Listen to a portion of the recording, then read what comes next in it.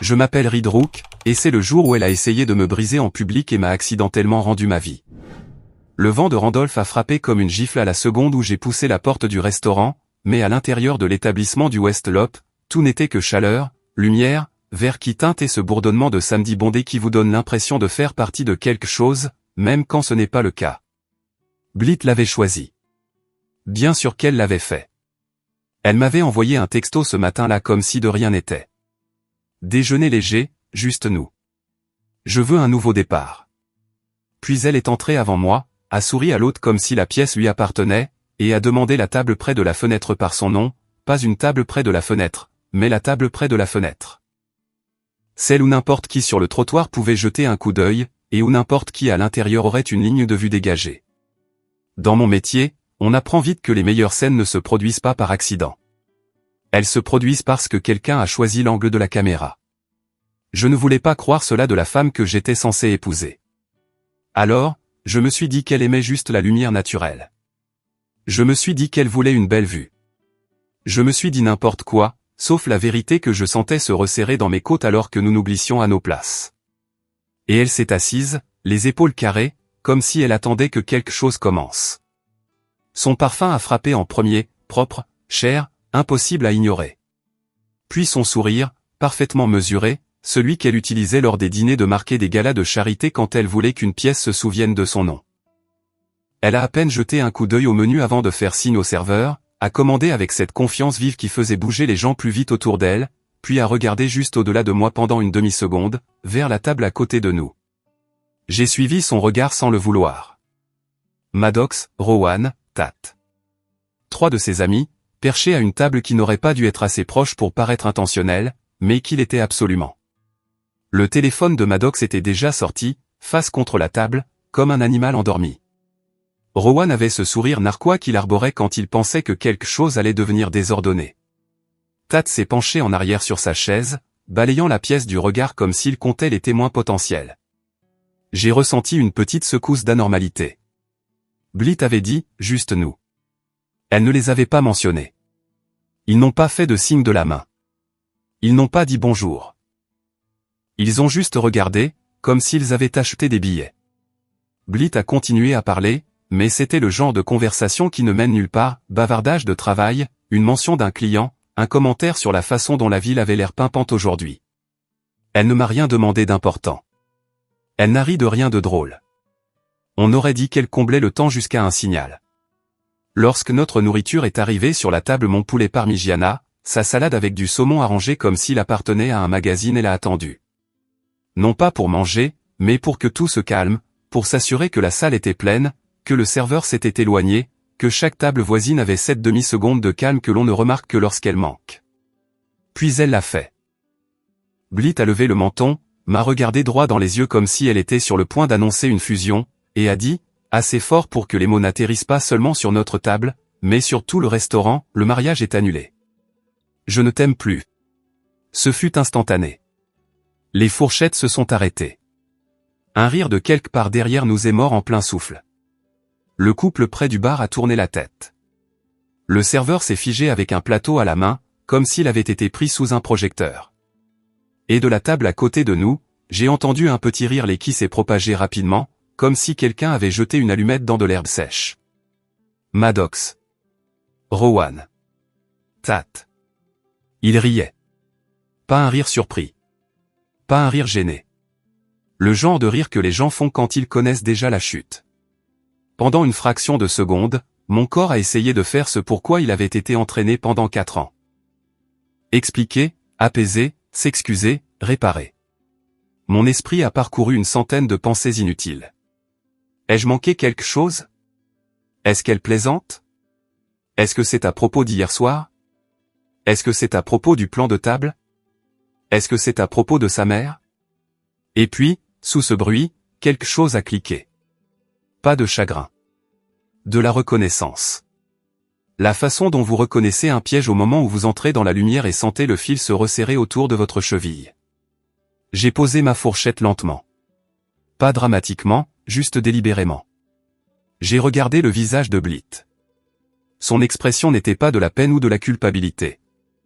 C'était de l'anticipation, de la satisfaction, même, comme si elle avait tiré un levier et attendait que la machine fasse ce pourquoi elle était construite.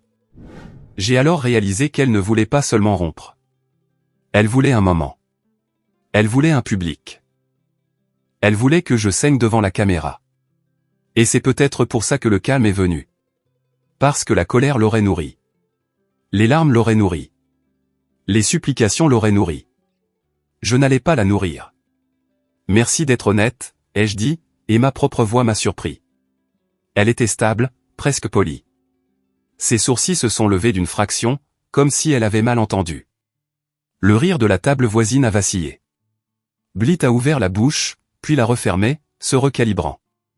J'ai atteint ma main gauche et j'ai retiré la bague. Le diamant a capté la lumière de la fenêtre pendant une seconde brillante. Le même genre d'éclat mis en scène qu'elle avait adoré lorsque nous avions pris des photos de fiançailles. Je ne l'ai pas brandi. Je ne l'ai pas jeté. Je ne l'ai pas claqué sur la table. Je l'ai simplement laissé tomber dans la poche de ma veste, comme une clé dont je n'avais plus besoin. Tu sais quoi, ai-je continué, toujours calme. Je pense que je vais organiser une fête pour l'avoir échappé belle. Rowan a reniflé. Tat a éclaté d'un rire plus fort, comme s'il ne pouvait pas s'en empêcher.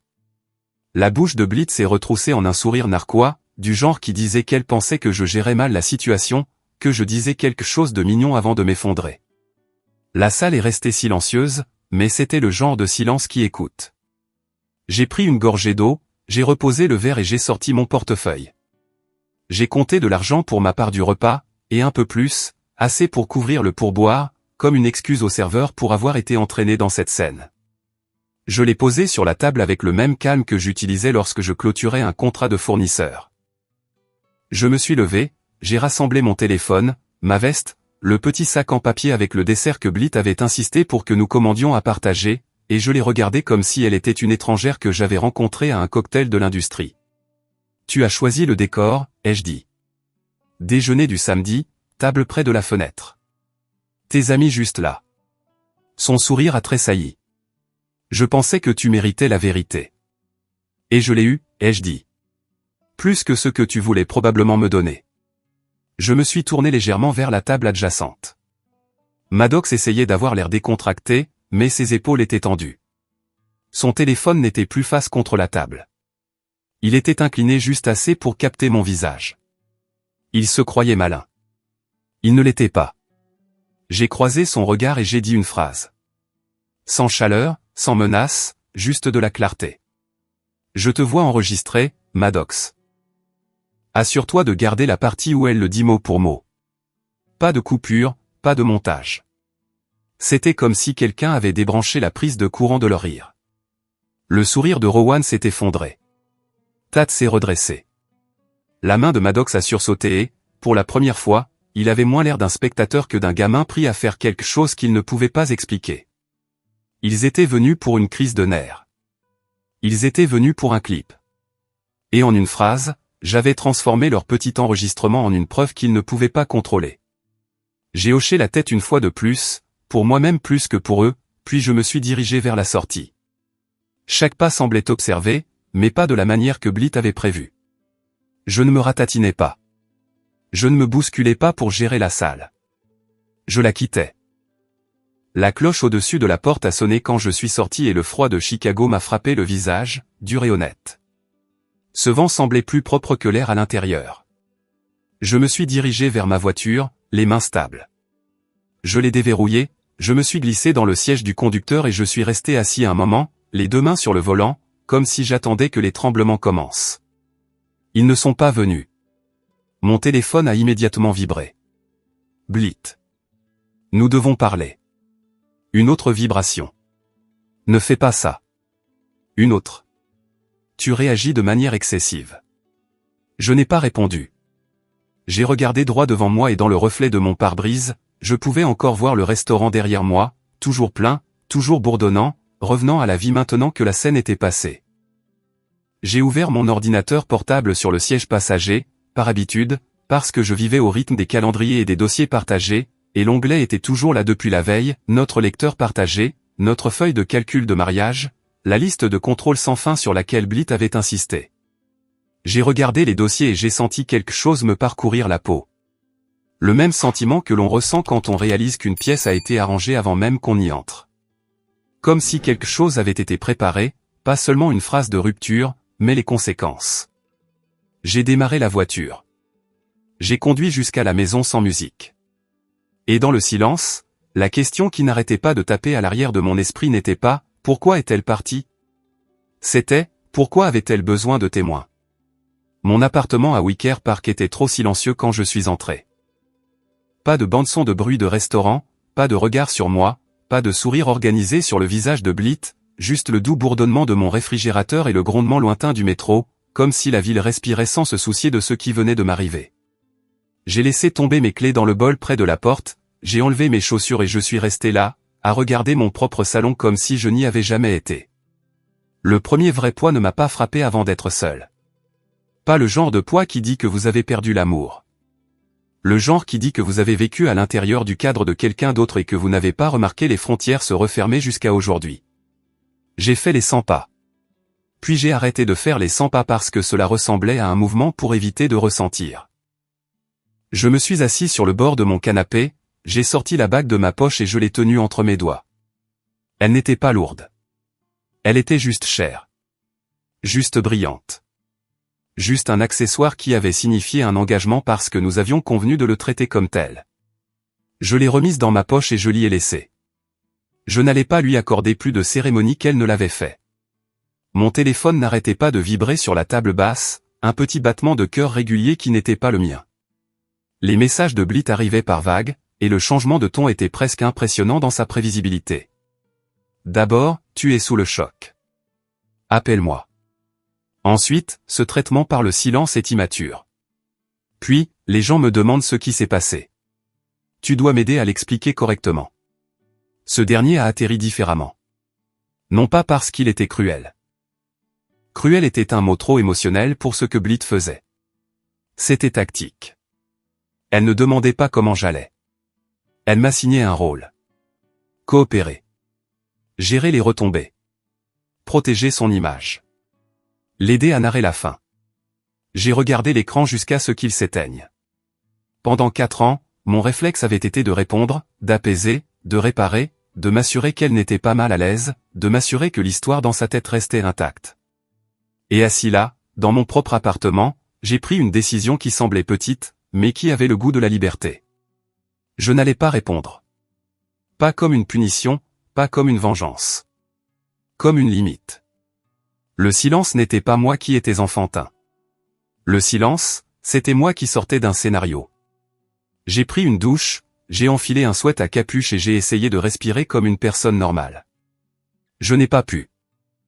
Mon esprit n'arrêtait pas de revenir en arrière, de tirer des scènes des 4 dernières années, comme des reçus que j'avais fourrés dans un tiroir et oubliés. Blythe corrigeant la façon dont je prononçais le nom d'un client lors d'une collecte de fonds, riant comme si c'était une blague, tandis que le donateur me souriait avec pitié. Blythe me louant en public, rit des si talentueux, il me garde saine d'esprit, puis en privé, me disséquant comme un projet, mes vêtements trop décontractés, mon ton trop doux, mon rire trop fort, mes amis trop désordonnés. Blythe faisant des plans sans demander et agissant ensuite blessé quand je disais que j'avais du travail. Blythe me disant doucement que mes instincts étaient émotionnels tandis que les siens étaient stratégiques. Je l'avais cru pendant si longtemps que j'avais commencé à me censurer avant même qu'elle n'ouvre la bouche. Les fiançailles elles-mêmes ont flashé comme un stroboscope, une salle bondée, un discours, des téléphones levés, ses yeux sur le public plus que sur moi. Moi disant, oui, parce qu'il y avait trop de témoins pour qu'une autre réponse soit possible. Je me suis souvenu à quel point je me sentais piégé à ce moment-là et à quelle vitesse j'avais enterré ce sentiment sous le mot « romantique ». En fin d'après-midi, je me suis forcé à sortir parce que rester à l'intérieur donnait l'impression de se dissoudre. J'ai conduit vers Lincoln Park, je me suis garé près d'un café tranquille que Juno et moi fréquentions depuis l'université, le genre d'endroit qui ne se souciait pas si vous restiez 2 heures tant que vous gardiez la voix basse et que vous donniez un bon pourboire. Juno était déjà là quand je suis entré, assise près du mur du fond, son manteau drapé sur la chaise et ce regard sur son visage qui signifiait qu'elle était prête à en découdre depuis midi. Elle ne m'a pas demandé comment j'allais. Pas au début. Elle a observé mon visage comme on observe quelqu'un pour des signes de blessure. Puis elle a dit, bas et sec, raconte-moi tout. N'adoucis rien. Alors, je ne l'ai pas fait. Je lui ai parlé de la table près de la fenêtre, de Blit qui commandait vite et parlait comme si elle tuait le temps, de la façon dont le téléphone de Maddox était déjà sorti, du sourire de Rowan, de Tad qui balayait la salle, de la voix de Blit qui montait exprès, du rire mon Dieu, le rire comme si ma vie était la chute d'une blague qu'ils avaient répétée. Juno a écouté sans interrompre, sa mâchoire se crispant par petites touches, comme si elle empilait proprement la colère au lieu de la laisser déborder. Quand je suis arrivé à la partie où j'ai souri et remercié Blit, les yeux de Juno se sont plissés. « Tu n'as pas pleuré ?» a-t-elle dit, pas comme une question. « Non », ai-je dit. « Je ne lui ai pas donné ça. »« Et la bague ?» Je l'ai mise dans ma poche. Juno a laissé échapper un souffle qui sonnait presque fier. Puis son visage s'est à nouveau durci. « Et tu as vu Maddox filmer ?»« Je l'ai vu, » ai-je dit, et je lui ai dit de garder la partie où elle le dit mot pour mot. C'est alors que quelque chose a changé dans l'expression de Juno, passant de la colère pour moi à la reconnaissance de quelque chose de plus grand. Elle s'est penchée en avant sur son café et a dit très doucement, « Reed. » Ce n'était pas une rupture. C'était une mise en scène. Les mots ont frappé ma poitrine comme de l'eau froide. Je l'avais senti, mais l'entendre à voix haute le rendait réel d'une manière que mes propres pensées n'avaient pas osé le faire. Juno a continué.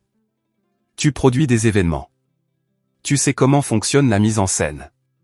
Tu sais comment les gens choisissent l'éclairage, les lignes de vue, le timing et les témoins.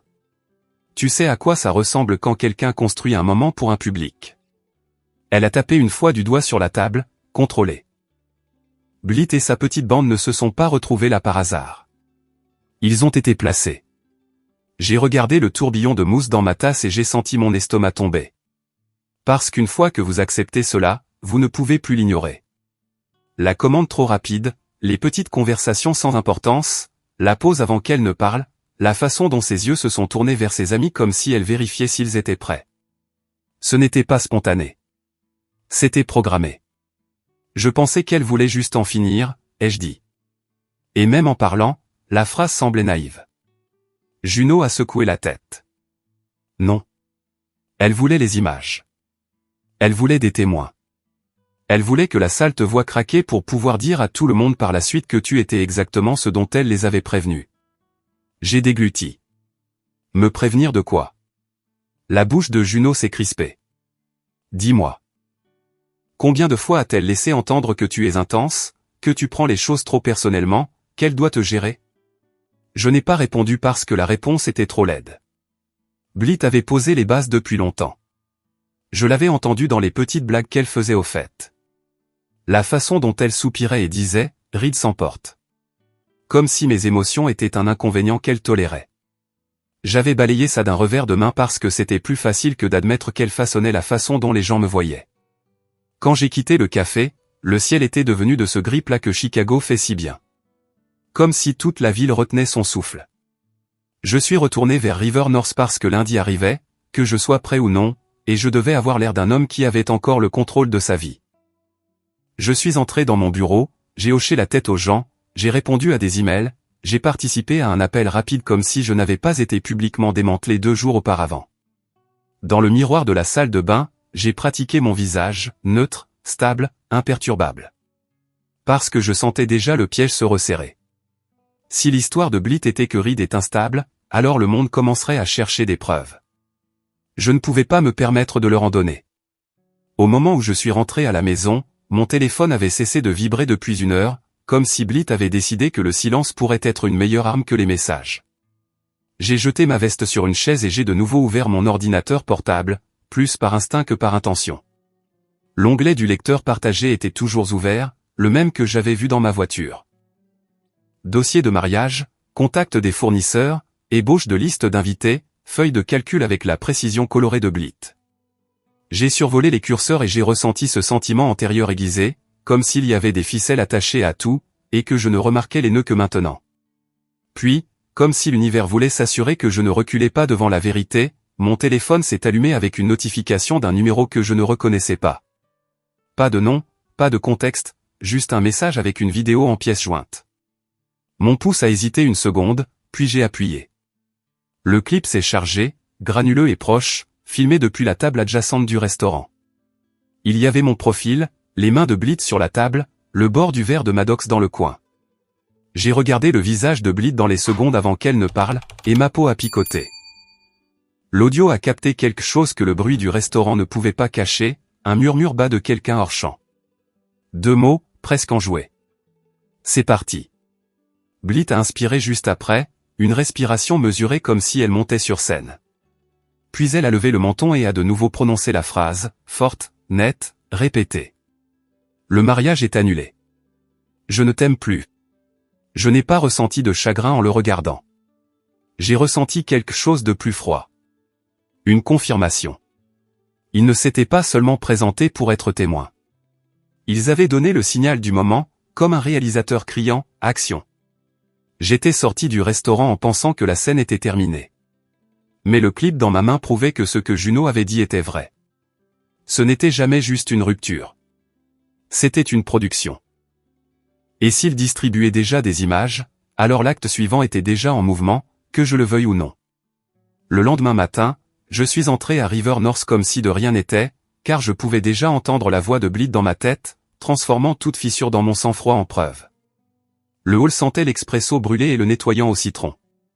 Les ascenseurs s'ouvraient et se fermaient à un rythme régulier. Les gens en tenue de ville décontractée se déplaçaient avec cette détermination du lundi, les yeux droits devant, la vie intacte. J'ai hoché la tête à ma réceptionniste, j'ai adressé un sourire rapide à un collègue et je me suis glissé dans mon bureau au même rythme contrôlé que j'utilisais avant une activation de marque en direct. Mon emploi du temps était chargé. Un appel client à 10 heures. Une demande de visite de site que je devais approuver. Un examen de budget qui ne pouvait pas attendre. Tout cela était ordinaire. Tout cela était soudainement fragile. Comme si une mauvaise réaction pouvait tout faire s'effondrer. J'ai gardé le visage neutre toute la matinée, mais mon esprit n'arrêtait pas de tourner autour d'un détail de la vidéo. Le signal chuchoté, l'inspiration, la phrase prononcée comme un gros titre. Ce n'était pas de l'émotion. C'était de l'exécution. Ce qui signifiait que les vrais dégâts ne seraient pas la rupture elle-même. Ce serait ce qui viendrait après. L'histoire que Blythe racontait aux gens. Le clip que ses amis coupaient. La façon dont elle me cadrait quand je n'étais pas dans la pièce pour me défendre. Au déjeuner, j'ai fermé la porte de mon bureau, j'ai ouvert notre dossier de mariage partagé et je l'ai regardé comme on regarde le gréement d'une scène après que quelqu'un se soit blessé. Blythe et moi avions construit cette chose ensemble, ou du moins je me le disais. Des feuilles de calcul à code couleur, des contrats de fournisseurs, des ébauches de plans de table, des listes dans des listes. Elle aimait la structure parce que la structure lui donnait l'impression d'être en contrôle. J'ai commencé à ouvrir des fichiers avec une attention différente, non pas comme un fiancé essayant de finaliser les détails, mais comme quelqu'un cherchant les coutures. La première chose que j'ai remarquée, c'est à quel point une grande partie était à mon nom. Le contrat de la salle, signé par moi. L'acompte du traiteur, débité sur ma carte. L'accord du photographe, ma signature. La facture du fleuriste, mon email en en-tête. Blythe avait toujours présenté cela comme de l'efficacité. Tu es meilleur avec l'administratif, avait-elle dit. C'est plus propre si une seule personne signe. Gardons les choses simples. Je l'avais cru parce que je voulais croire que la femme que j'aimais construisait une vie avec moi, pas une sortie qui me laissait avec la paperasse. Je me suis fait une liste sur un bloc-notes, juste des noms et des chiffres, rien de dramatique, et j'ai commencé à appeler. Paloma Strode a répondu à la deuxième sonnerie. Elle était la coordinatrice de la salle de bal de l'hôtel près du Magnifique Smile où notre réception devait avoir lieu. Paloma avait la voix stable de quelqu'un qui avait géré 1000 mariages et 1000 crises. Le genre de calme qui vous donnait l'impression que vous pouviez lui confier un bâtiment en feu et qu'elle demanderait si vous vouliez des machines à fumer avec. Reed, dit-elle, chaleureuse mais professionnelle. Comment puis-je vous aider aujourd'hui? J'ai senti ma gorge se nouer. Dire les mots à voix haute rendait la chose réelle d'une manière que la scène du restaurant n'avait pas fait.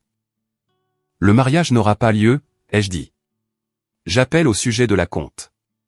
Il y a eu un temps de silence, pas gênant, juste respectueux.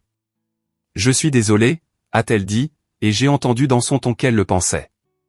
Laissez-moi consulter votre dossier. J'ai attendu, fixant la ligne d'horizon par la fenêtre de mon bureau comme si elle pouvait me donner des instructions.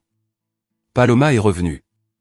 L'acompte n'est pas remboursable, a-t-elle dit doucement, comme elle l'avait dit à 100 personnes.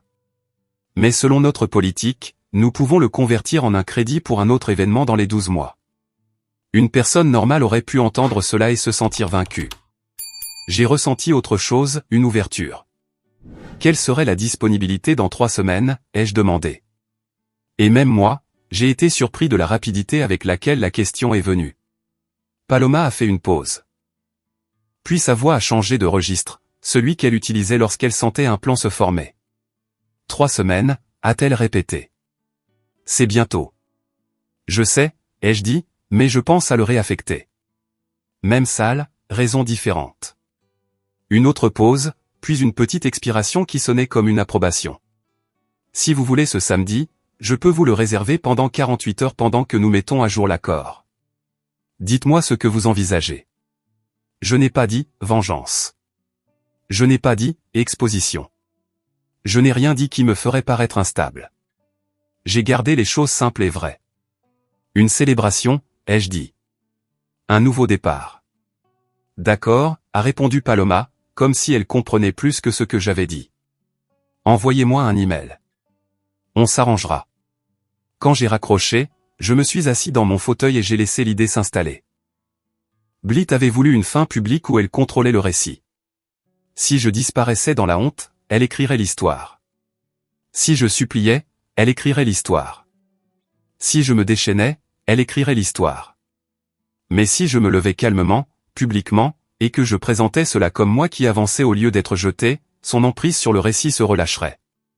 Non pas parce que j'essayais de l'humilier, mais parce que je refusais d'être casté comme le personnage brisé dans son scénario.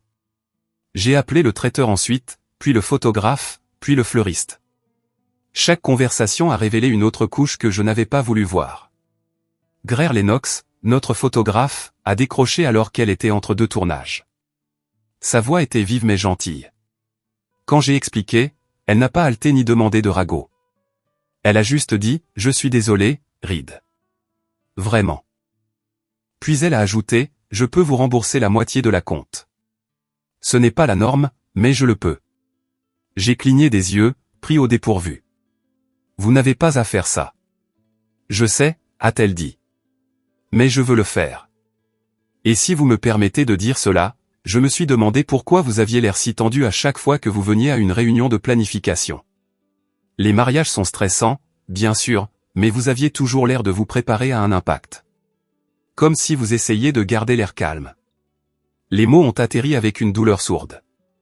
Ce n'était pas seulement mes amis qui avaient remarqué que je me ratatinais. Des étrangers l'avaient remarqué aussi. Des gens qui n'étaient censés voir que la surface heureuse. Merci, ai-je réussi à dire. J'apprécie. Puis j'ai appelé Dante Sora dans sa boutique de fleurs à Printer Row. Dante a répondu avec le bruit de ciseaux qui coupaient en arrière-plan et de la musique douce, quelque chose de jazzy et de old school. Il avait été notre fleuriste pendant des mois, nous guidant à travers les options, la durabilité, les palettes saisonnières. Blit l'avait adoré parce qu'il était talentueux. Elle l'avait aussi traité comme un distributeur automatique.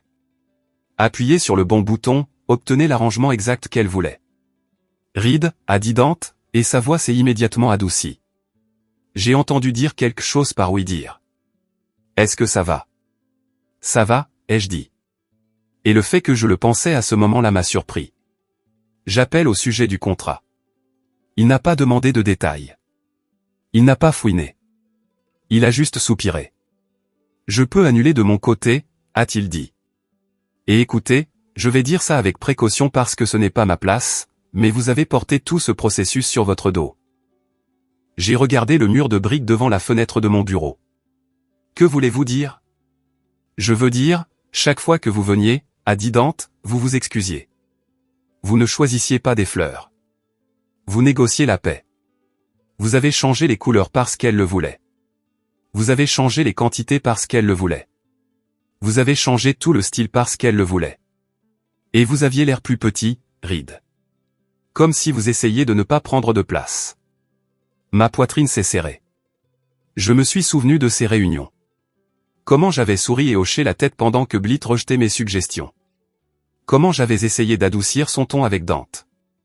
Comment j'étais sorti en ayant l'impression que le mariage n'était pas à propos de nous, mais de son image de nous. Je ne savais pas que ça se voyait, ai-je dit doucement. La voix de Dante était douce mais ferme. Ça se voyait, a-t-il dit, pour quiconque n'avait pas peur de le voir.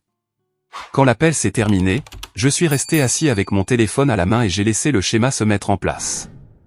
Blythe ne voulait pas seulement le contrôle sur le mariage. Elle voulait le contrôle sur moi, sur mon apparence, sur mes réactions, sur la façon dont j'étais perçu. La scène du restaurant n'était pas une cruauté isolée. C'était l'expression la plus pure de quelque chose qui se passait depuis le début. J'ai envoyé un email à Paloma cet après-midi-là. Je lui ai demandé de réserver la salle de bal pour le 3e samedi à partir de maintenant. 3 semaines me semblait la bonne distance, assez proche pour que l'histoire soit encore vivante, assez loin pour que je puisse planifier quelque chose d'intentionnel. Je pouvais déjà le voir, des guirlandes lumineuses au lieu de projecteurs blancs crus, une musique qui ressemblait à ma vie au lieu de la sienne, des couleurs qui n'étaient pas choisies pour impressionner son monde des relations publiques. Je n'essayais pas de créer un spectacle. J'essayais de récupérer mon propre récit avant qu'elle ne me mette dans une boîte LED. Ce soir-là, de retour dans mon appartement, j'ai ouvert le fichier de la liste des invités, la feuille de calcul principale que Blythe avait insisté pour maintenir.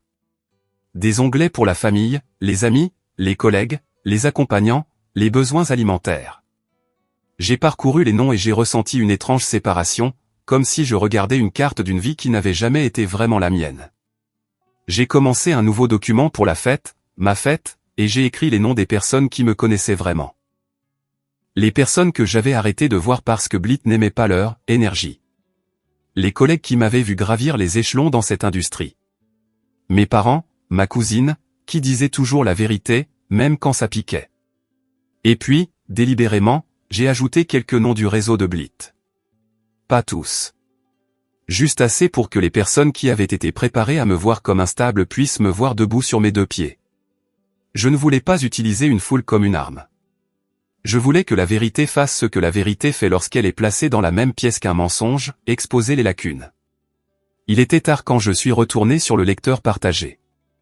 Je ne chassais même plus. Je vérifiais les fuites, tout ce qui ressemblait à un récit préparé.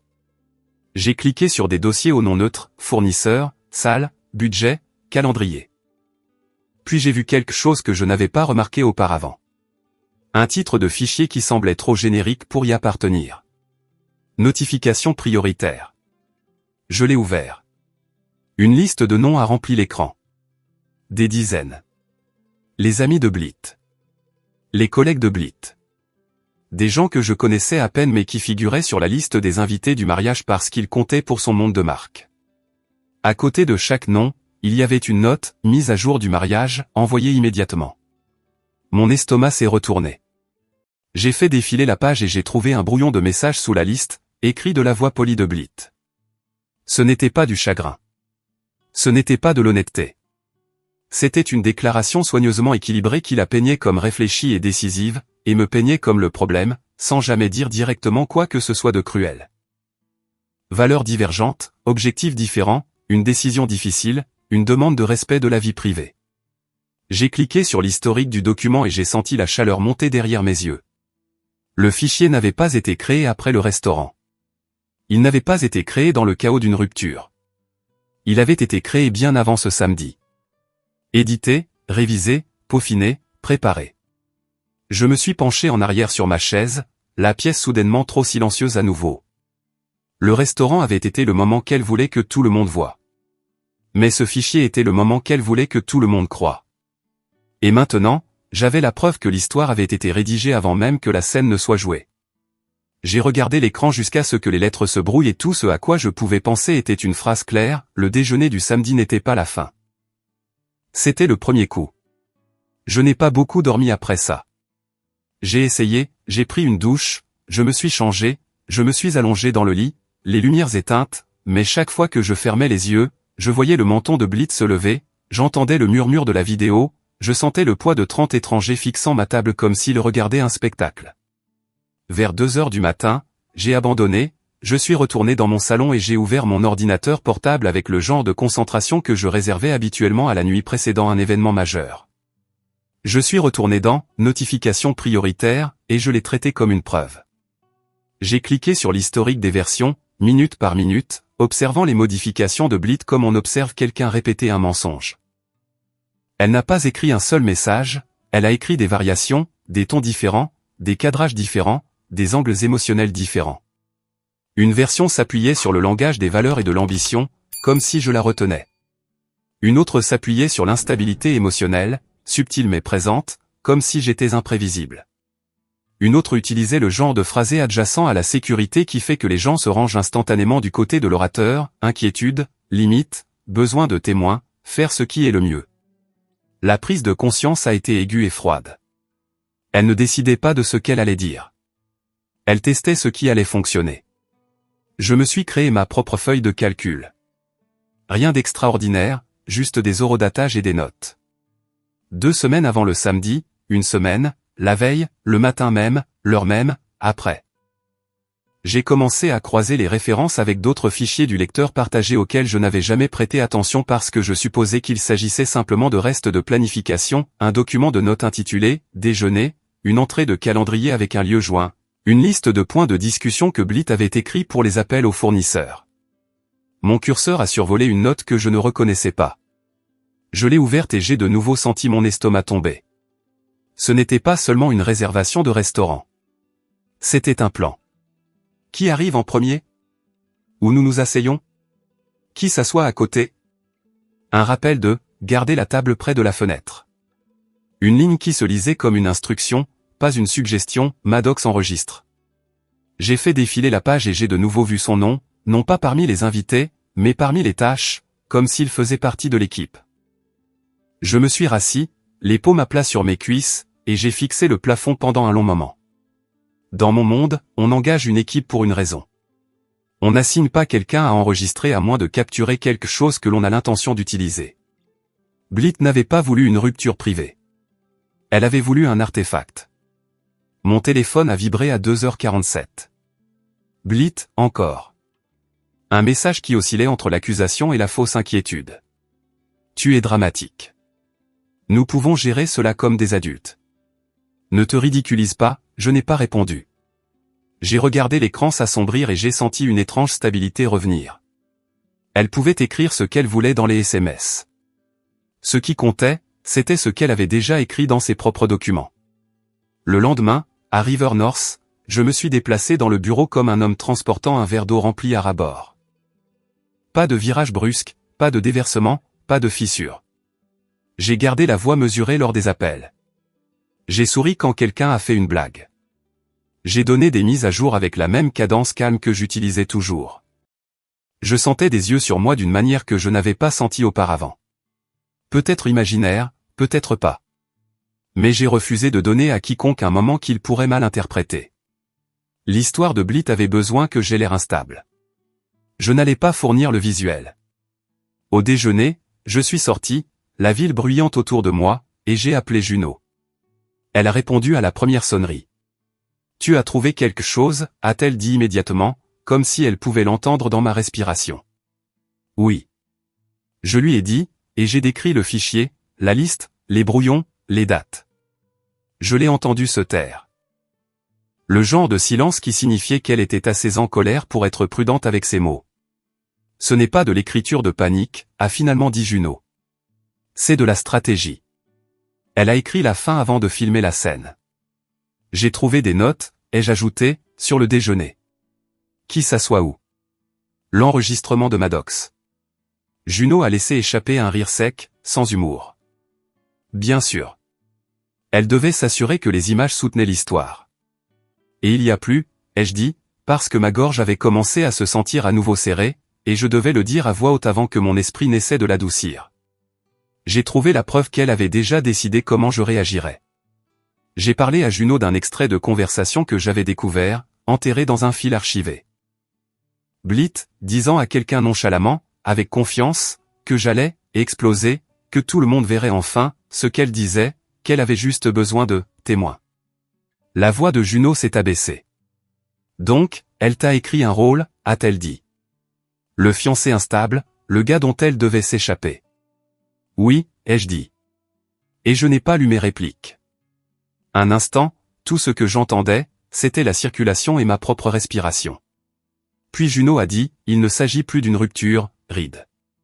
Il s'agit de ton nom, de ton travail, de tes relations. Elle essaie de brûler le pont derrière elle et de te mettre le feu pendant qu'elle s'éloigne. J'ai levé les yeux vers les immeubles de verre qui m'entouraient, le ciel réfléchi, les gens qui passaient en courant avec des sacs à lunch et des écouteurs. Que dois-je faire, ai-je demandé, et j'ai détesté que la question m'échappe, parce que j'avais passé des années à demander à Blit quoi faire. Je ne demandais pas la permission maintenant. Je demandais une perspective. Tu continues à faire ce que tu fais, a dit Juno. Reste calme, organise-toi et fais en sorte que ton prochain coup soit propre. Cette nuit-là, de retour à Wicker Park, je suis allé plus loin. J'ai vérifié nos entrées de calendrier partagé. J'ai vérifié les anciens fils de discussion par email.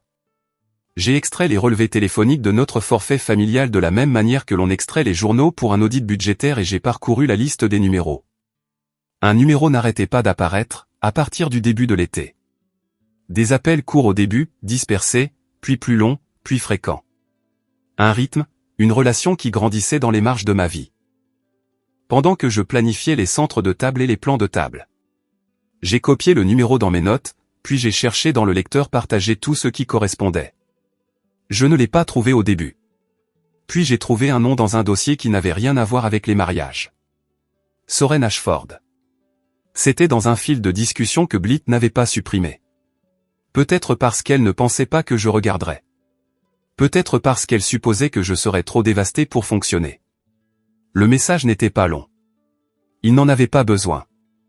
C'était le genre de phrase que l'on envoie lorsque l'on passe d'une vie à l'autre sans s'arrêter pour sentir les décombres.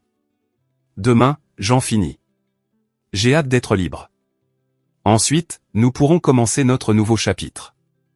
Mes mains sont devenues froides. Non pas par jalousie. La jalousie aurait impliqué que je concourais. Ce que j'ai ressenti, c'est une clarté qui s'est aiguisée en quelque chose de presque douloureux. La rupture publique n'était pas seulement une fin. C'était un passage de relais, une transition avec des témoins et des images et une déclaration préécrite pour que Blit puisse entrer dans sa prochaine histoire sans aucune tache sur sa réputation.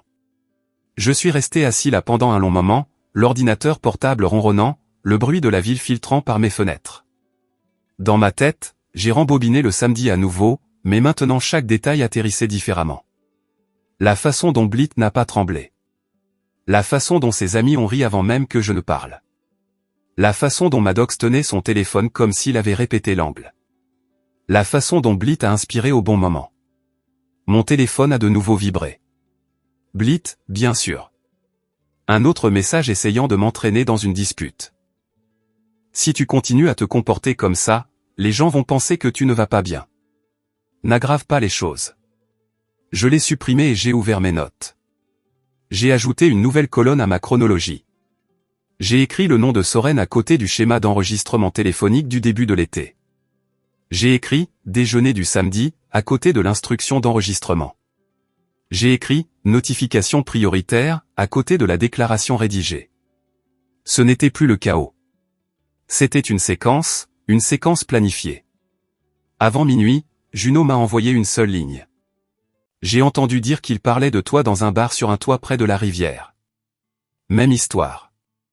Que tu es instable. Qu'elle avait besoin de témoins. Sois prudent. J'ai regardé son SMS et j'ai senti ma mâchoire se crisper. Blit ne partait pas seulement. Elle apprenait aux gens à me voir après son départ. J'ai fermé l'ordinateur portable et je me suis tenu au milieu de mon salon, pieds nus sur le parquet, l'air plus frais qu'il n'aurait dû l'être. Pour la première fois depuis le restaurant, mon calme a vacillé, non pas en panique, mais en urgence. Si je restais immobile, Blit continuerait à polir le récit jusqu'à ce qu'il ressemble à un fait. La prochaine vague ne concernerait pas les fiançailles rompues. Il s'agirait de m'effacer socialement pendant qu'elle s'éloignait sans tâche. Je suis retourné à l'ordinateur portable, j'ai commencé à sauvegarder des copies de tout et je me suis fait une promesse avec laquelle je pouvais vivre. Je n'allais pas supplier pour de la sympathie, et je n'allais pas jeter de la boue. J'allais bouger le premier, bouger proprement, et rendre impossible que son histoire ne soit pas contestée. Mercredi, l'histoire avait pris de l'ampleur. Pas du genre qui reste confiné dans un cercle d'amis. Pas du genre que l'on peut ignorer et attendre que ça passe. Elle se déplaçait comme la fumée dans un bâtiment, silencieuse au début, puis soudainement partout, s'accrochant aux vêtements, s'installant dans les coins, faisant tousser les gens sans savoir pourquoi. Je l'ai senti avant que quiconque ne le dise. À River North, on peut lire une pièce de la même manière qu'on lit une foule lors d'un événement en direct. Le plus petit changement vous dit qui a été briefé et qui est encore innocent. Un collègue qui plaisantait habituellement avec moi près de la machine à café gardait les yeux sur le jet d'expresso au lieu de mon visage. Une chef de projet qui partageait normalement trop d'informations sur son week-end a gardé sa phrase courte et nette. Quelqu'un avec qui j'avais collaboré pendant 2 ans a dit « Salut », comme si c'était un test, et a attendu un demi-temps de trop pour ma réponse. J'ai répondu de la même manière à chaque fois. Stable, professionnel, imperturbable. Je n'ai donné à personne une pointe d'émotion à épingler à leur théorie. À 10h30, j'étais dans une salle de conférence vitrée lors d'un appel client, hochant la tête devant une présentation pendant que mon téléphone vibrait 2 fois dans ma poche. Je n'ai pas regardé. J'ai attendu la fin de l'appel, j'ai remercié tout le monde et je suis retourné à mon bureau comme si de rien n'était. C'est seulement alors que j'ai verrouillé la porte et vérifié l'écran. Juno, ça se propage. Ils utilisent les mêmes mots. Imprévisible, problème de colère, elle avait peur de le faire seule. Ils le disent comme un script. Mon estomac s'est noué. Non pas parce que j'étais surpris, mais parce que cela signifiait que Blit avait exécuté la phase suivante exactement comme son document le suggérait. Elle ne me quittait pas seulement. Elle laissait derrière elle une version de moi qui la faisait paraître juste. Un deuxième message de Juno a suivi. J'ai aussi entendu parler d'un clip qui circule.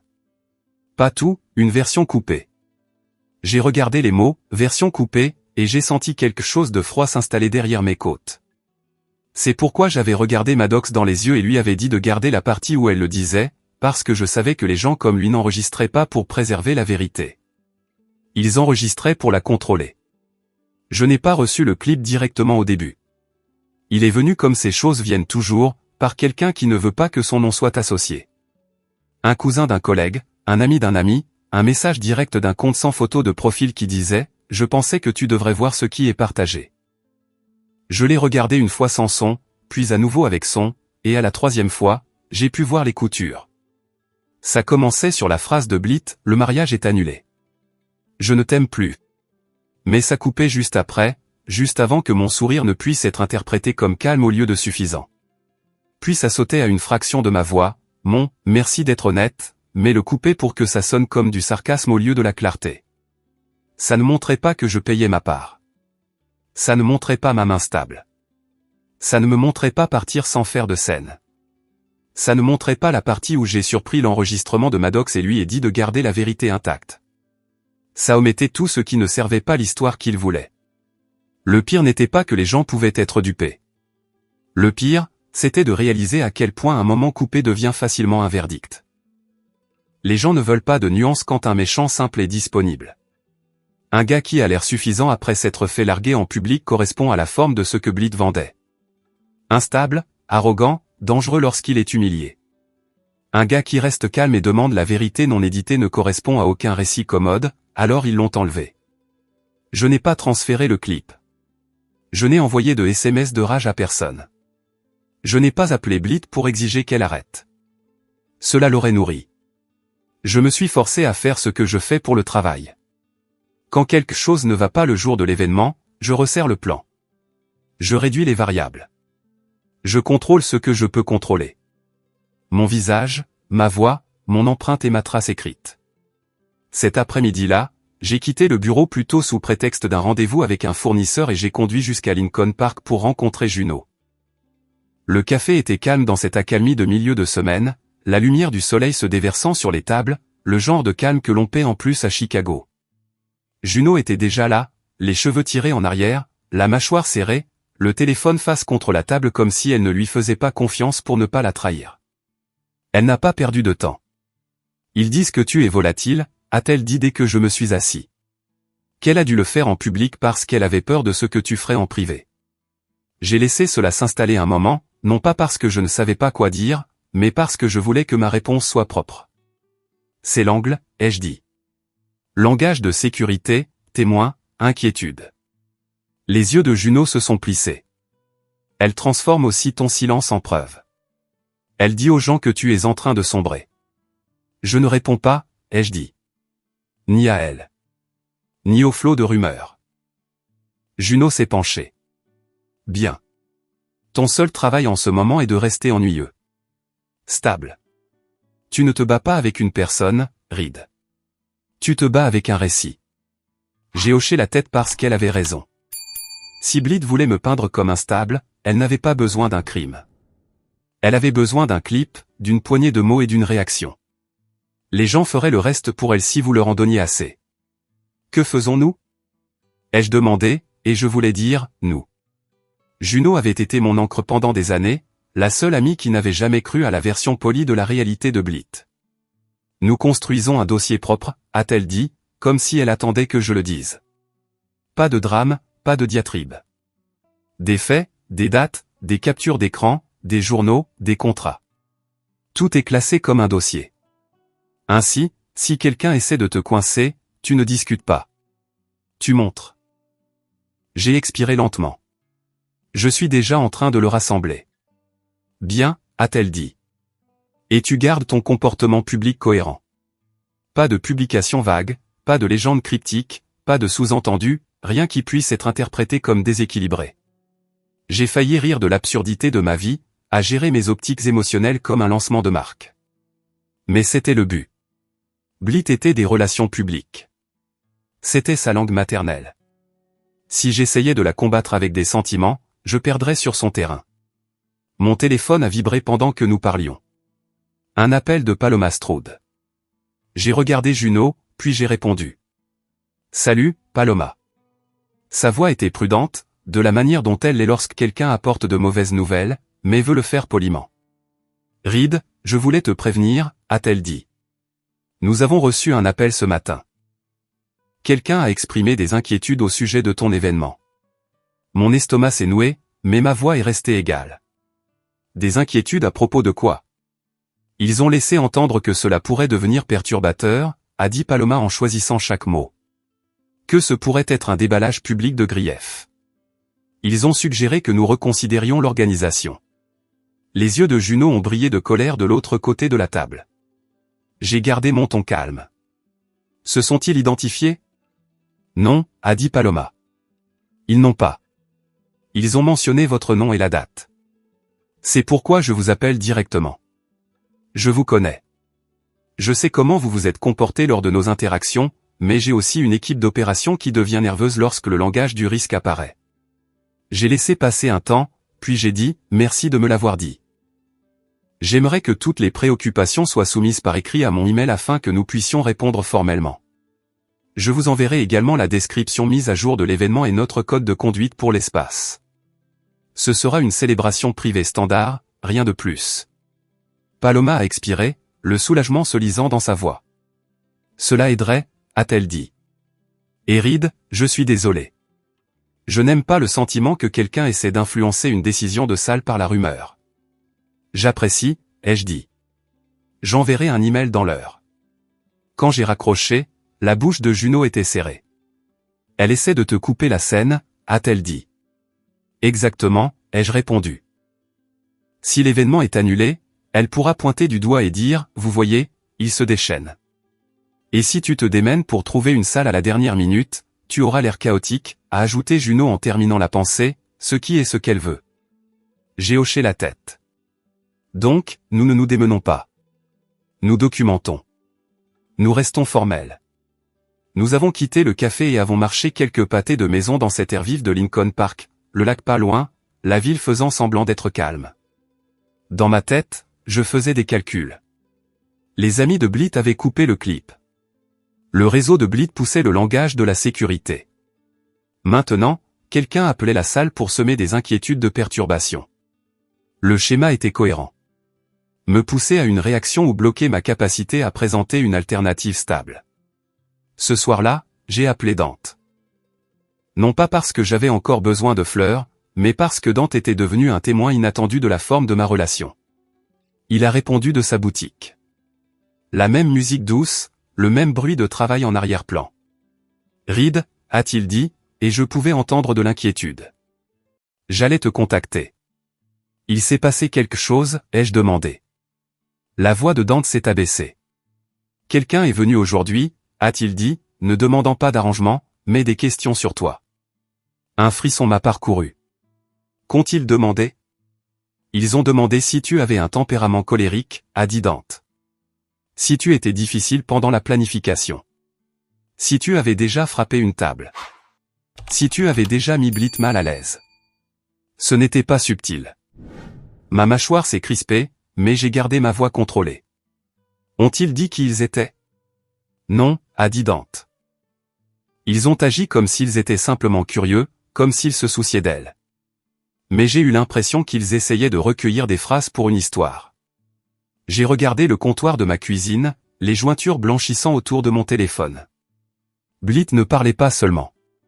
Elle faisait du shopping pour des témoignages.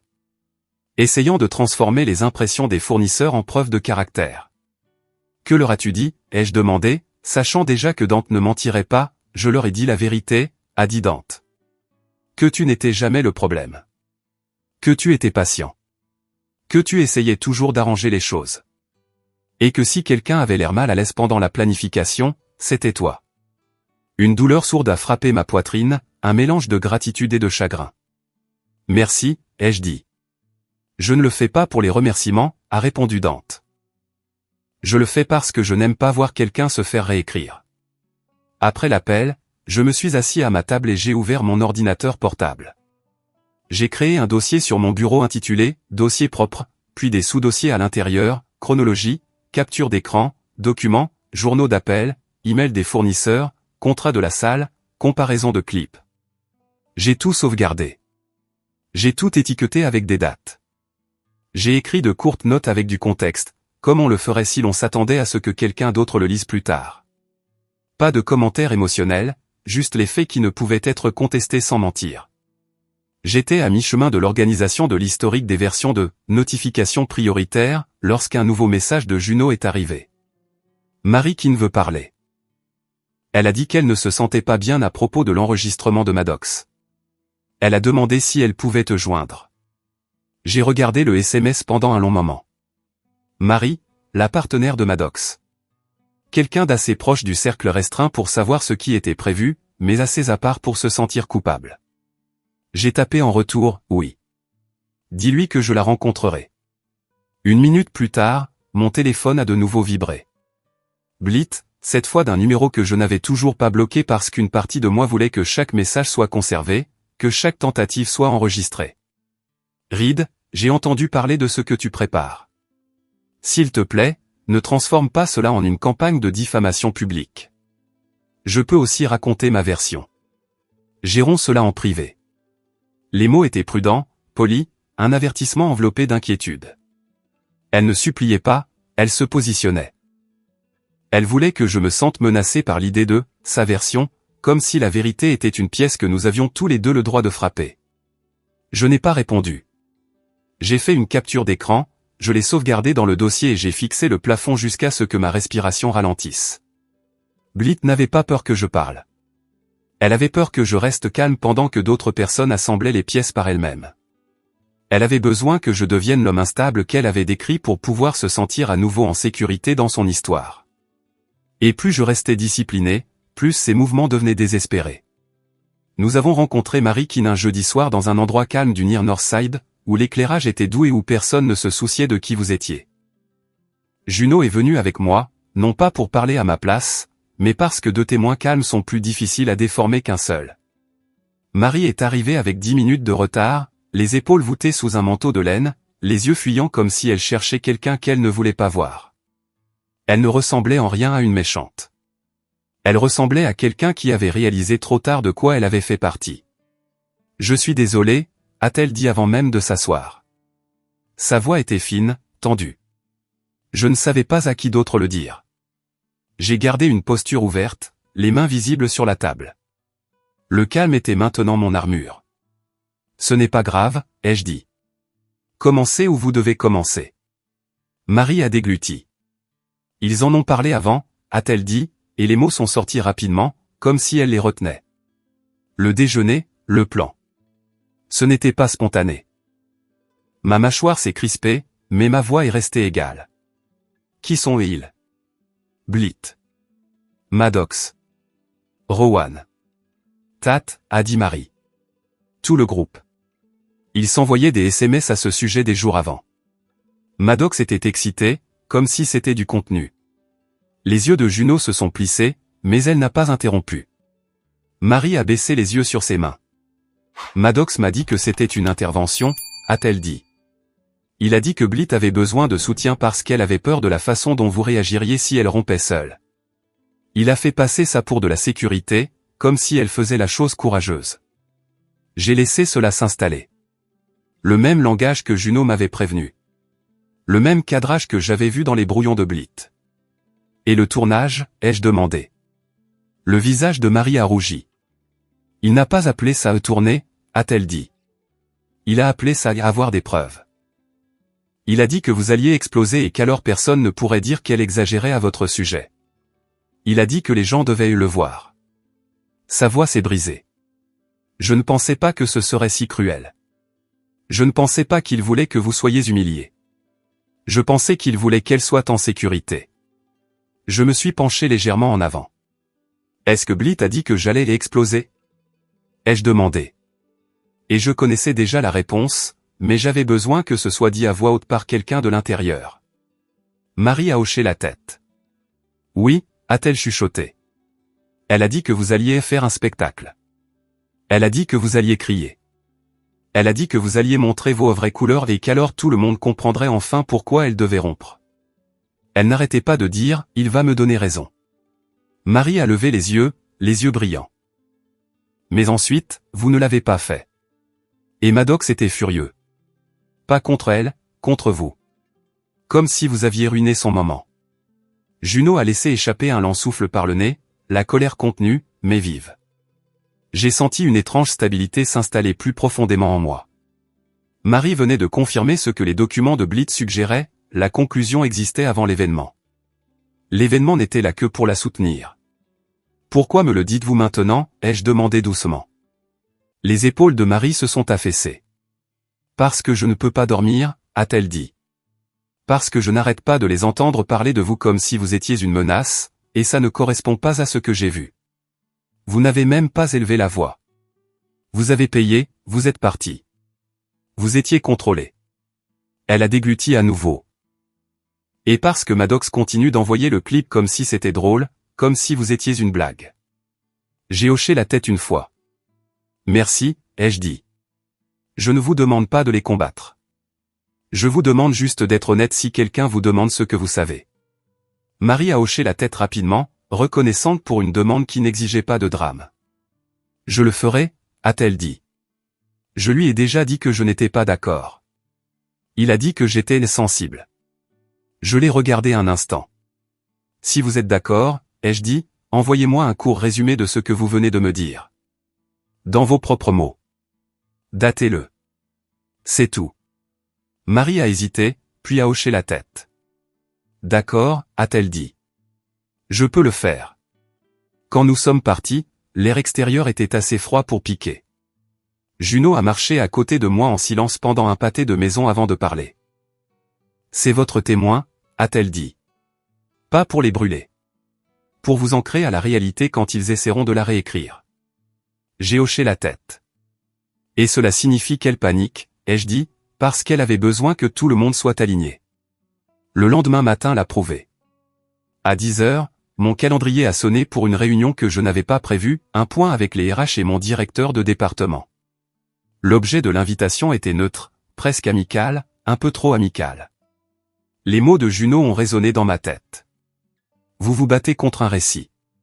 Les récits ne restent pas dans les SMS. Ils vont là où votre vie est vulnérable. Je suis entré dans la salle de conférence, la colonne vertébrale droite et le visage calme. La représentante des RH, une femme nommée Lynn, a souri comme si elle essayait d'adoucir quelque chose de désagréable. Mon directeur, Marcus, avait l'air fatigué, inquiet, pas encore accusateur, mais prudent, comme s'il avait reçu des informations qu'il ne voulait pas. Reed, a commencé Marcus. Nous voulions faire le point. Nous avons entendu dire que vous aviez eu une situation personnelle cette semaine. J'ai gardé la voix égale. Oui, ai-je dit. Mes fiançailles ont pris fin. Lynn a hoché la tête. Nous sommes désolés, a-t-elle dit. Et puis elle a fait ce que les RH font toujours, elle est passée de la sympathie au risque. Quelques messages ont circulé, a-t-elle poursuivi. Et nous voulons juste nous assurer que vous avez du soutien et que rien n'affecte votre travail ou vos interactions avec les clients.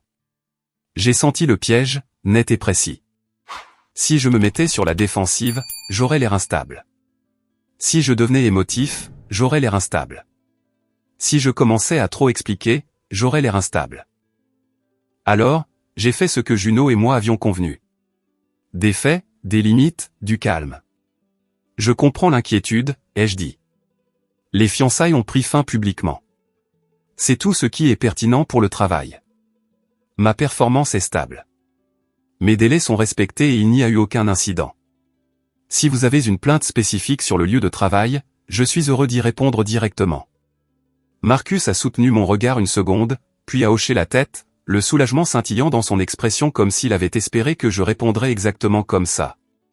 Nous n'avons pas de plainte, a-t-il dit. Nous voulions juste être proactifs, a ajouté Lynn. Si quelque chose dégénère, s'il y a un contact au bureau ou un harcèlement, veuillez nous le dire immédiatement. Je le ferai, ai-je dit, et je le pensais. Puis je me suis levé, je les ai remerciés pour le point et j'ai quitté la pièce sans me presser. De retour à mon bureau, mes mains étaient stables, mais mon estomac se tordait. L'histoire de Blit avait atteint mon lieu de travail. Cela signifiait qu'elle ne parlait pas seulement à des amis. Elle poussait le récit dans des canaux professionnels où il pouvait me blesser d'une manière qu'une rupture ne devrait jamais. Mon téléphone a sonné avant le déjeuner. Paloma, encore. Reed, a-t-elle dit, et sa voix portait plus de tension cette fois. Nous avons reçu un email. Quel genre de mail, ai-je demandé, me préparant déjà. Il est formel, a dit Paloma. Il prétend que l'événement que vous organisez est destiné à dénigrer publiquement une autre personne. Il suggère que cela pourrait inciter au harcèlement. Il nous demande d'examiner si l'organisation est conforme à nos politiques. J'ai fermé les yeux une demi-seconde, puis je les ai rouverts. Pouvez-vous me le transférer? Ai-je demandé. Et pouvons-nous garder toutes les communications à ce sujet par écrit à partir de maintenant? Oui, a dit Paloma rapidement. C'est ce que je veux aussi. Je voulais juste que vous l'entendiez de moi d'abord. J'apprécie, ai-je dit. Et pour mémoire, mon événement est une célébration privée d'un nouveau chapitre. Il n'y aura pas d'annonce publique, pas de démonstration, pas d'attaque. Si quelqu'un me pose des questions, je répondrai honnêtement et calmement, mais je n'organise pas de confrontation publique. Je vous crois, a dit Paloma. Mais vous savez comment vont ces choses. Ils deviennent nerveux à propos de la responsabilité potentielle. Je comprends, ai-je répondu. Envoyez l'email. Je répondrai avec une déclaration écrite et une demande de maintien du contrat selon ces termes. Je fournirai également un bref aperçu de l'événement et mon accord de me conformer à toutes les politiques du lieu. Quand l'appel s'est terminé, je n'ai pas claqué mon téléphone. Je n'ai pas fait les 100 pas. J'ai ouvert mon dossier propre, et j'ai créé un nouveau sous-dossier, pression sur le lieu. J'ai sauvegardé la note d'appel. J'ai rédigé ma réponse à Paloma avec un langage mesuré, du genre qui se lit comme de la stabilité. Puis j'ai fait une pause parce que quelque chose d'autre dans mon instinct avait commencé à me démanger. J'ai de nouveau ouvert le lecteur partagé et j'ai cliqué sur les dossiers que j'avais copiés toute la semaine. Certains fichiers se sont chargés, d'autres non. Un message d'autorisation est apparu sur un document qui était accessible hier. J'ai actualisé. Même message. J'ai cliqué sur un autre fichier. Accès refusé. Un autre, déplacé vers la corbeille. Blit récupérait les accessoires. J'ai regardé l'écran, le cœur battant plus fort maintenant, non pas par peur, mais par urgence. Elle avait laissé les portes ouvertes parce qu'elle supposait que je serais trop dévasté pour regarder. Maintenant, elle réalisait que je regardais, et elle essayait d'effacer les indications de mise en scène avant que quiconque ne puisse les voir. Je n'ai pas hésité. J'ai commencé à exporter tout ce à quoi je pouvais encore accéder. J'ai téléchargé des PDF des historiques de version. J'ai capturé des captures d'écran avec les horodatages visibles. J'ai enregistré des captures d'écran des historiques de documents où les dates de création comptaient. J'ai de nouveau extrait les journaux d'appel et je les ai sauvegardés. J'ai sauvegardé chaque SMS qu'elle m'avait envoyé depuis le restaurant. J'ai sauvegardé le clip vidéo anonyme et ses métadonnées. J'ai fait des doublons à 2 endroits distincts et je les ai étiquetés clairement, comme une archive. Juno est venue ce soir-là avec de la nourriture à emporter et un regard qui disait qu'elle attendait cette escalade. Je lui ai parlé des RH. Je lui ai parlé de l'email de Paloma. Je lui ai montré les changements d'autorisation.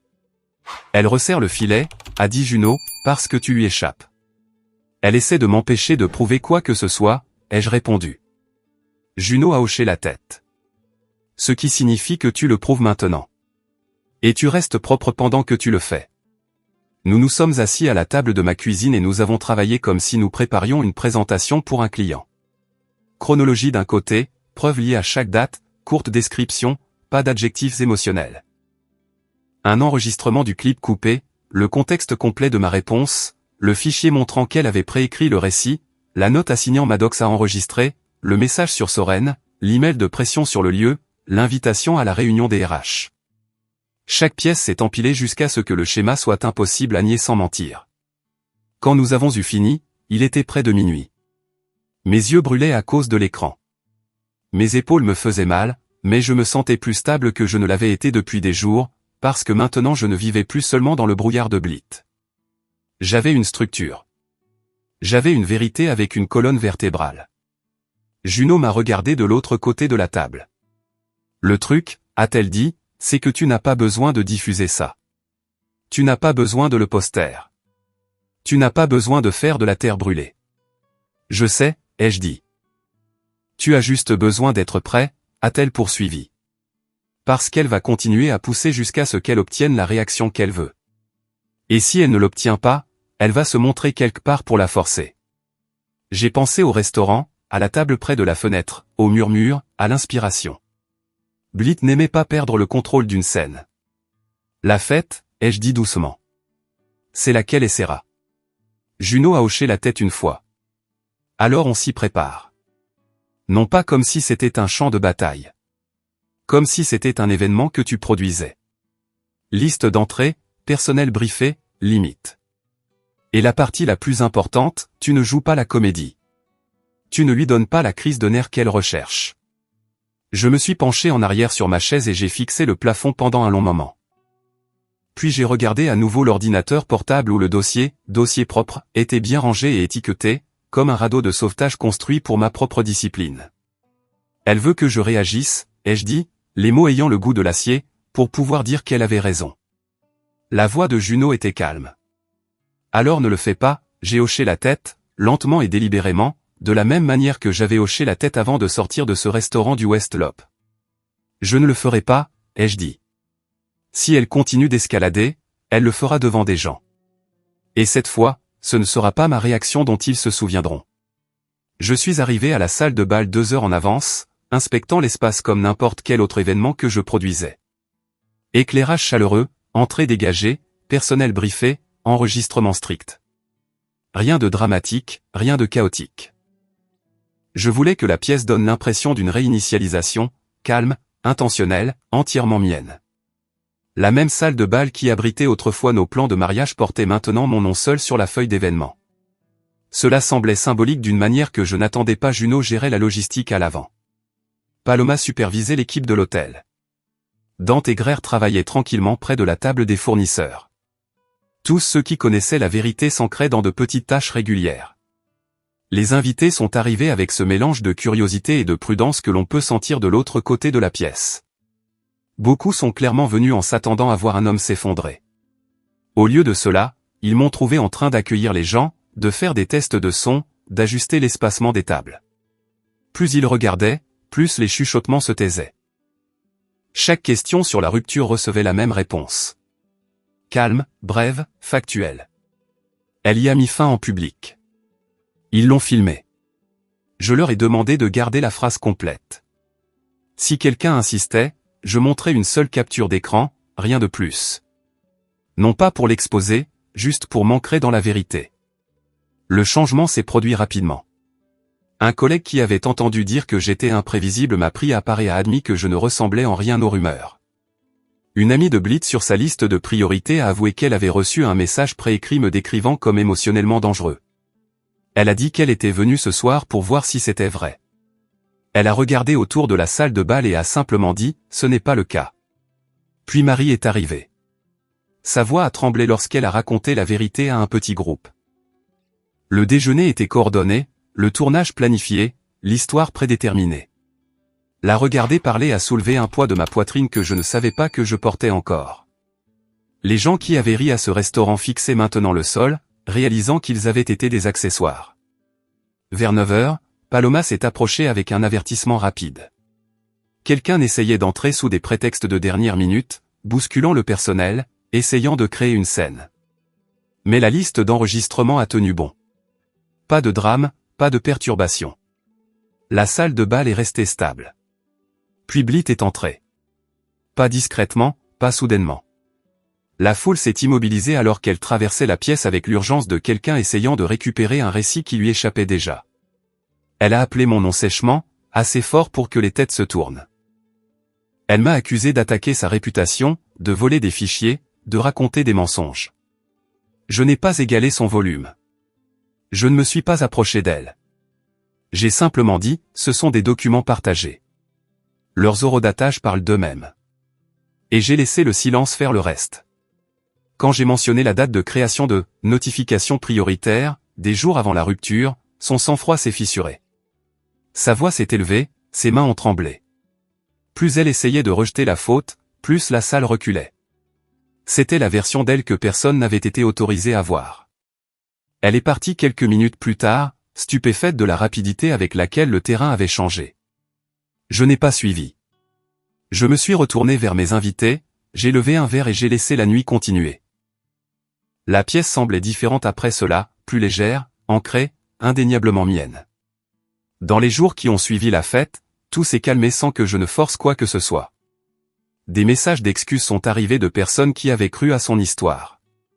Des collègues qui avaient gardé leur distance sont passés à mon bureau pour prendre de mes nouvelles. Les RH ont classé le dossier de préoccupation sans commentaire. Des fournisseurs m'ont contacté pour me dire que Blit avait essayé de clarifier les choses, mais n'avait fait qu'exposer plus de contradictions.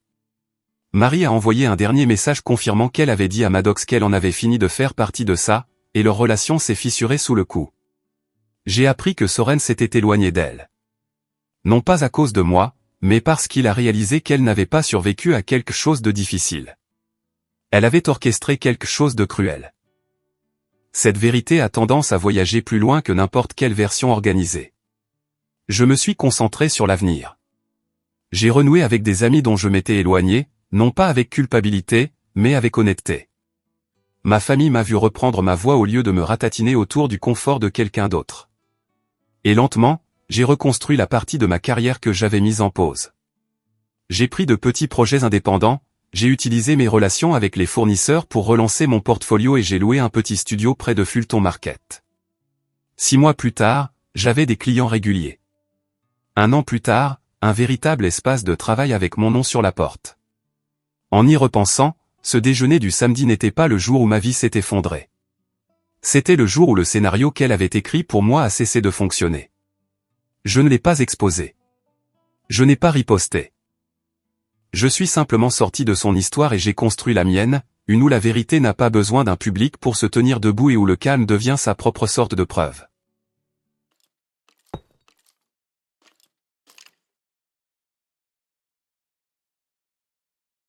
She blocked me? Well,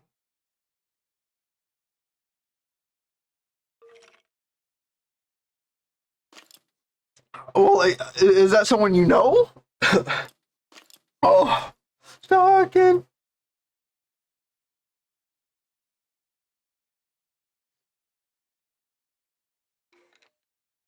Like, do you know her? Or was it more of a, like, I don't know you, and I'm going to just randomly tell her I'm going to split her ass? You can actually text on phone.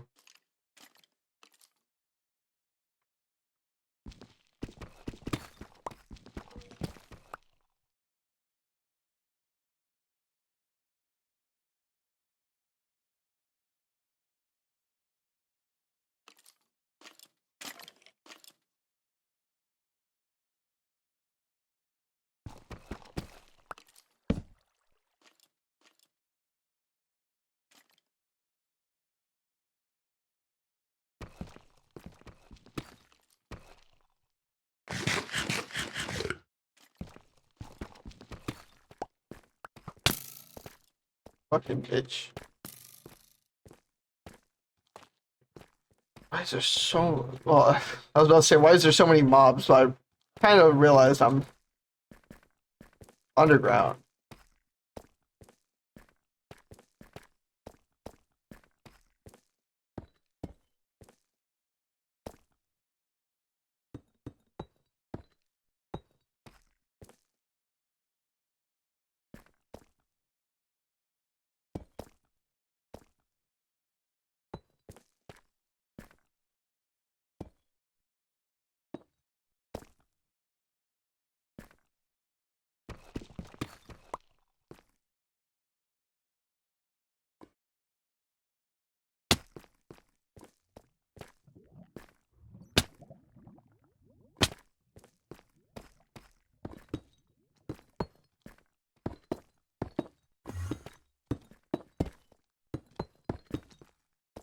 Fuck.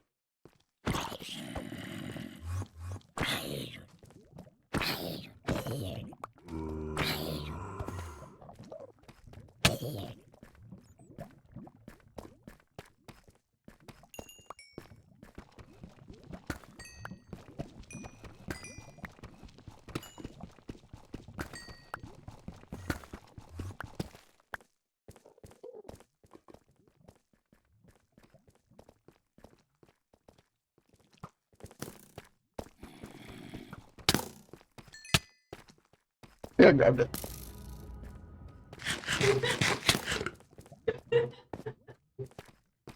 Yeah, treehouse or...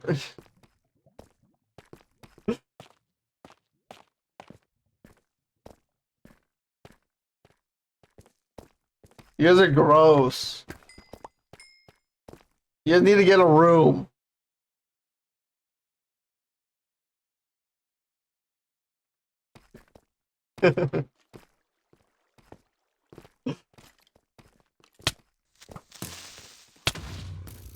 Fucking hell.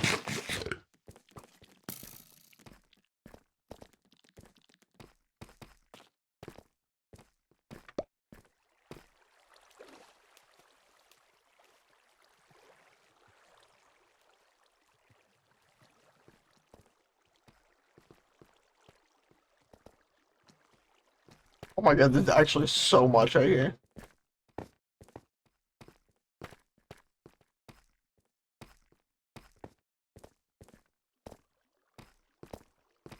Okay, so that's gonna have to... Here we kill... What? Why would you guys kill me?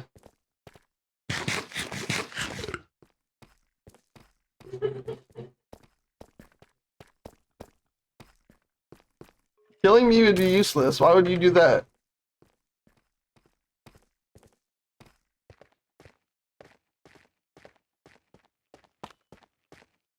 Of course.